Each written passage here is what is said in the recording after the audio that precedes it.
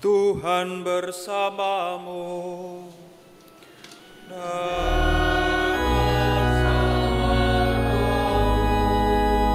Inilah Injil suci menurut Lukas.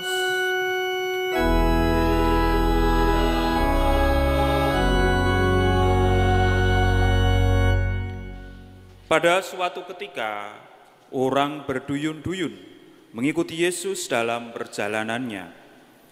Sambil berpaling, Yesus berkata kepada mereka, "Jika seorang datang kepadaku dan ia tidak membenci bapaknya, ibunya, istrinya, anak-anaknya, saudaranya laki-laki atau perempuan, bahkan nyawanya sendiri, ia tidak dapat menjadi muridku. Barang siapa tidak memanggul salibnya dan mengikuti aku, ia tidak dapat menjadi muridku. Sebab siapakah di antara kamu yang kalau mau membangun sebuah menara, tidak duduk dahulu membuat anggaran belanja? Apakah uangnya cukup untuk menyelesaikan pekerjaan itu? Jangan-jangan sesudah meletakkan dasar, ia tidak dapat menyelesaikannya. Lalu semua orang yang melihat itu akan mengejek dengan berkata, orang itu mulai membangun, tetapi tidak dapat menyelesaikan. Atau raja mana yang hendak berperang melawan raja lain tidak duduk mempertimbangkan dahulu, apakah dengan 10.000 orang ia dapat melawan musuh yang datang menyerang dengan 20.000 orang? Jikalau tidak dapat, ia akan mengirim utusan selama musuh masih jauh untuk menanyakan syarat-syarat perdamaian. Demikianlah setiap orang di antara kamu yang tidak melepaskan diri dari segala miliknya tidak dapat menjadi muridku." Demikianlah Injil Tuhan.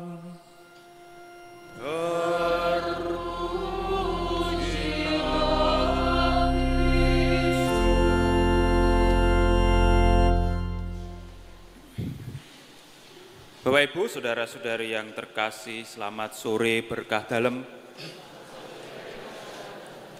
Saya kalau memimpin misa di Gereja Kota Baru ini, setiap hari Minggu, ini saya selalu terkesan, umat selalu penuh, banyak yang datang, sampai duduk di luar. Dan saya itu merasa bahwa ketika banyak umat seperti ini, kita itu telah menjalankan apa yang tadi baru saja kita dengar di dalam bacaan Injil. Masih ingat tadi baru saja kalimat pertama, banyak orang berduyun-duyun mengikuti Yesus. Sama seperti kita di sini ya, Bapak Ibu, saudara-saudari, berduyun-duyun hari Minggu ke Gereja Kota Baru untuk mengikuti perayaan Ekaristi, untuk mengikuti Yesus, berjumpa dengan Yesus. Jadi kita berarti sudah setia dengan pesan Injil. Kan?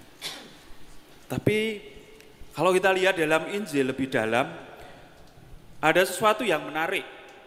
Kita bisa bertanya, apakah banyak orang berduyun-duyun ini adalah hal yang diharapkan Yesus dalam Injil tadi?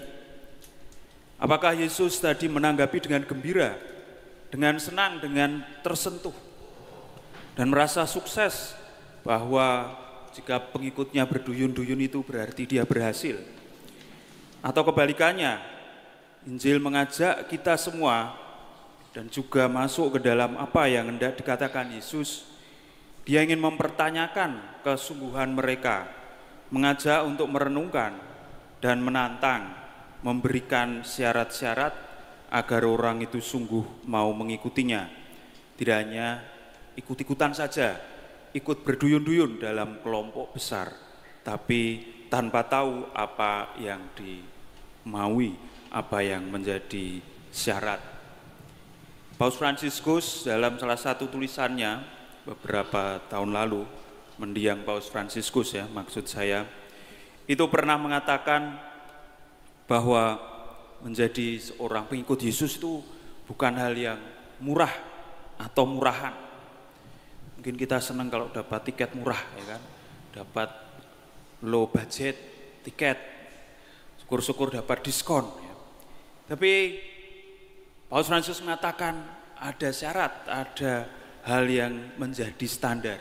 Dan ini yang kita dengar di dalam bacaan Injil pada hari ini. Lukas 14 itu mau mengajak kita bahwa Yesus itu sudah menjadi populer saat itu. Banyak orang yang berharap kepada Yesus, banyak orang yang ingin mengikuti Dia. Tetapi lalu Yesus melihat ke belakang dan menyampaikan syarat-syaratnya.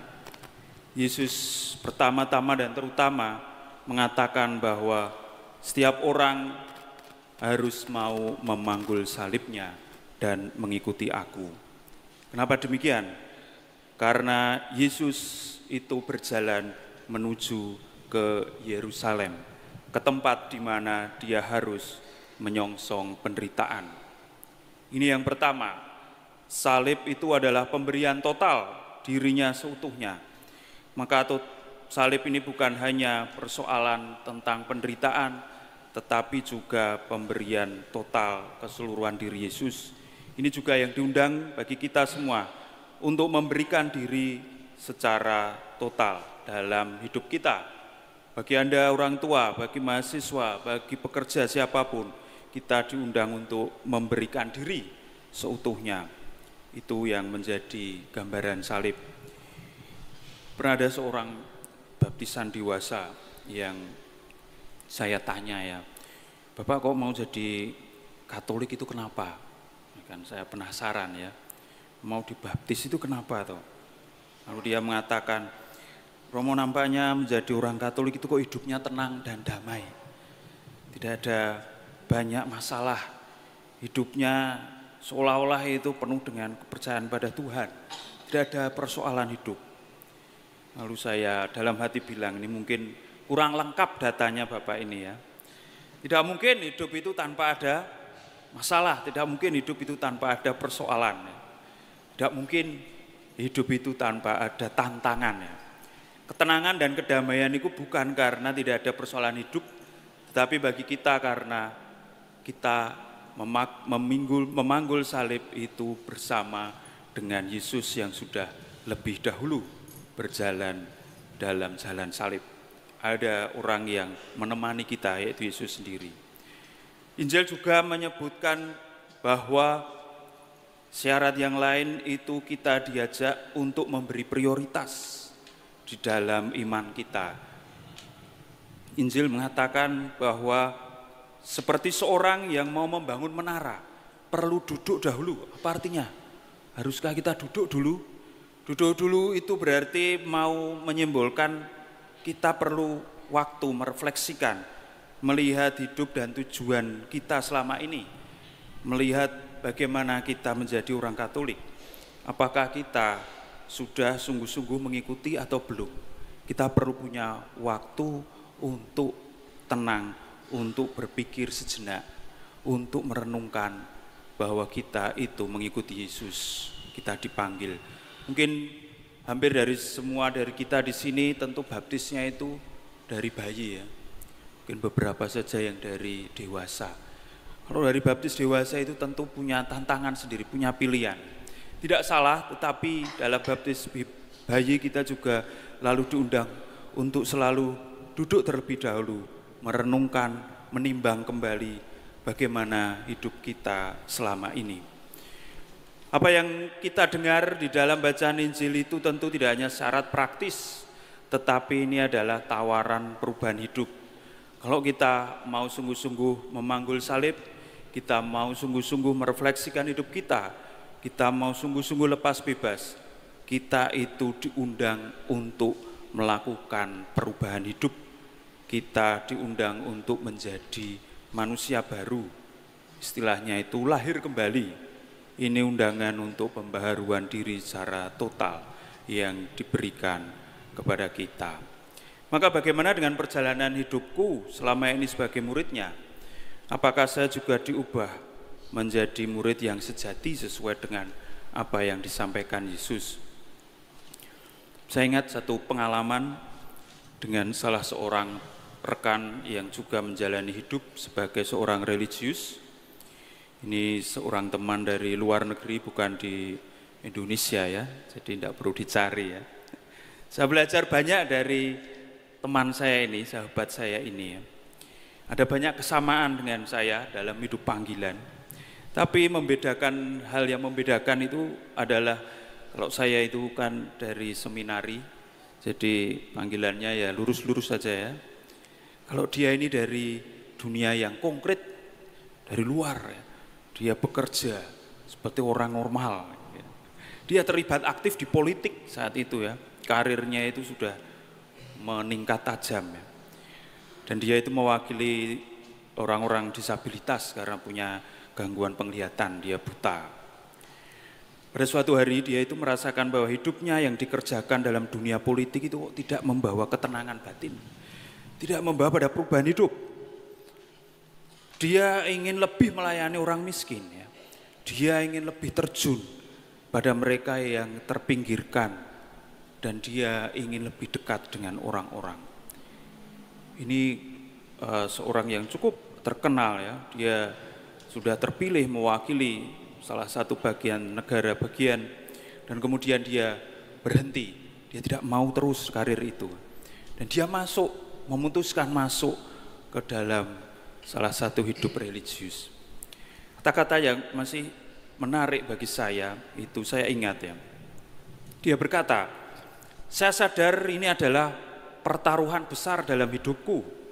Karena saya meninggalkan dunia yang sudah saya hidupi selama ini, yang sudah saya hayati.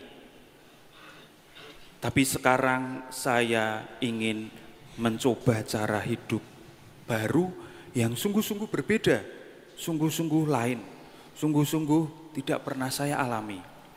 Saya tentu khawatir dan takut, apakah saya akan di luar dunia politik ini dapat sukses? Bagaimana nanti saya hidup sebagai seorang religius? Tapi seperti panggilan para murid, tidak ada yang sekali jadi. Semuanya itu proses, pasti ada juga kegagalan. Pasti nantinya ada juga tantangan dan kesulitan. Saya yakin yang diminta Yesus adalah komitmen untuk memberi diri seutuhnya. Dan dia juga akan memberikan diri seutuhnya pada diriku. Ini sungguh bagi saya menjadi sesuatu yang menggarisbawahi apa yang kita dengarkan. Bahwa panggilan kemuridan yang diberikan Yesus itu bukanlah sesuatu yang dipaksakan oleh Yesus. Dia memberi kebebasan dan kemerdekaan kepada kita. Tapi yang penting memang sulit dan berat, tetapi Yesus meyakini bahwa sama seperti para murid, perjalanan kemuridan itu tidak sekali jadi. Selalu ada proses gagal, proses kurang serius, proses bagaimana kita tidak berhasil. Tetapi bukan berarti kita lalu dipecat, lalu kita dikeluarkan sebagai muridnya. Tidak ada seperti itu. Yang diminta adalah komitmen dan pemberian diri kita melalui tugas panggilan kita sehari-hari sebagai orang tua, sebagai pelajar, sebagai mahasiswa, sebagai religius, sebagai siapapun yang Tuhan berikan dalam hidup kita. Kemuliaan kepada Bapa dan Putra dan Roh Kudus, seperti pada permulaan, sekarang.